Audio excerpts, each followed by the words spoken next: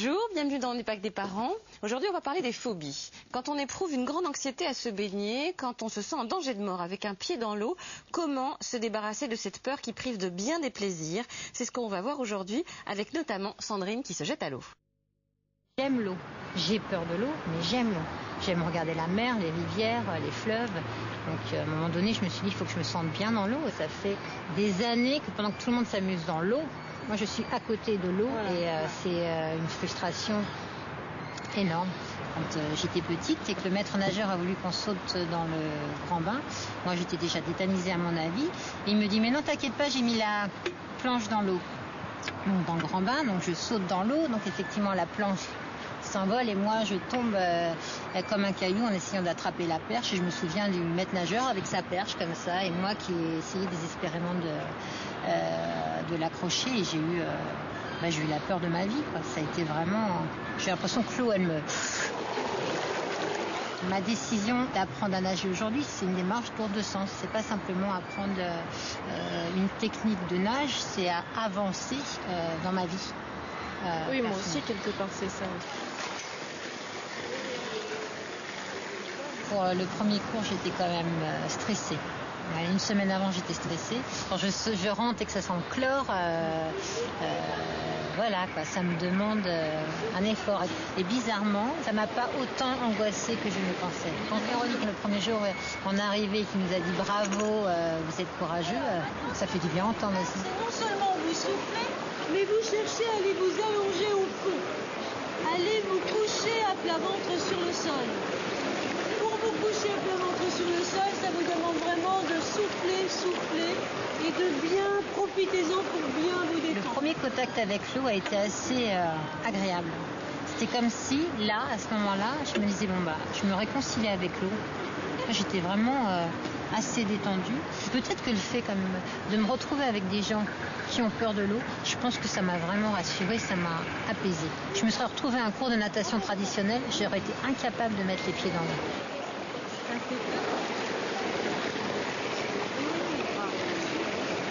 Maintenant, tu veux revenir en avant. Tu veux ralentir. Tu relèves la tête, tu roules, tu pousses le bassin en arrière, la tête dans l'eau, la tête dans l'eau, la tête dans l'eau. Voilà, et tu souffles.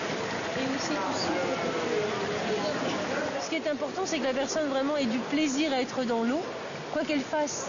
Et c'est aussi, comme ce sont des personnes qui ont eu peur dans l'eau, ce n'est que dans la détente et en se laissant porter que la personne va retrouver la confiance à être dans l'eau. Si elle se fait plaisir, elle va avoir envie d'y retourner.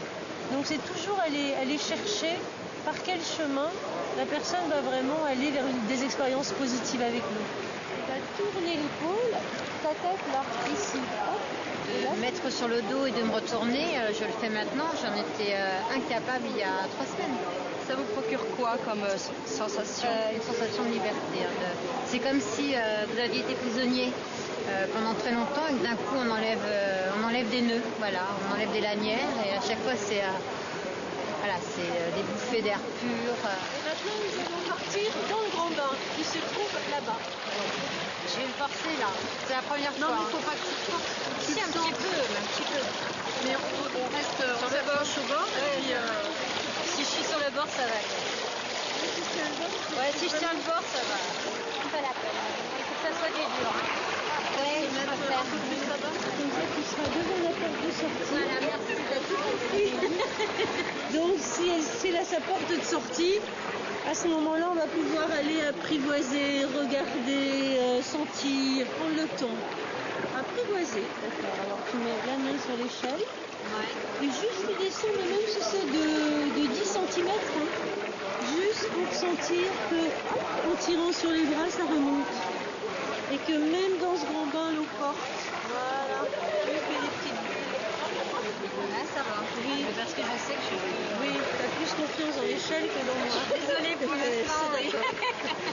Je ne suis pas vexée.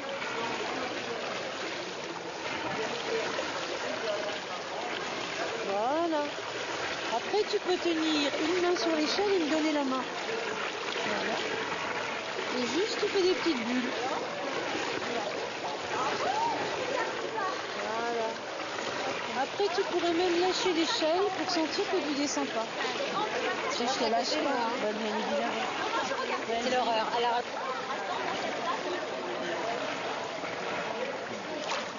Super. extraordinaire. Alors, c'est toute la confiance qu'on fait à l'autre. Si on nous a trahis que ce fois, eh ben c'est vrai qu'une échelle dans le béton, c'est plus rassurant que la main de quelqu'un. La main de l'autre peut être le traître potentiel et n'est pas l'allié. À partir du moment où l'autre devient un allié, il y a d'autres expériences qui deviennent possibles. Sinon, on est toujours seul près d'une échelle, ce qui est terrible. Mais que Sandrine me donne sa confiance, c'est un grand cadeau. C'est comme dans la vie, hein. Si personne nous a appris à avoir confiance dans la vie, on ne peut pas y aller. Hein. Ben, voilà, la piscine, c'est pareil, l'eau, c'est la même chose.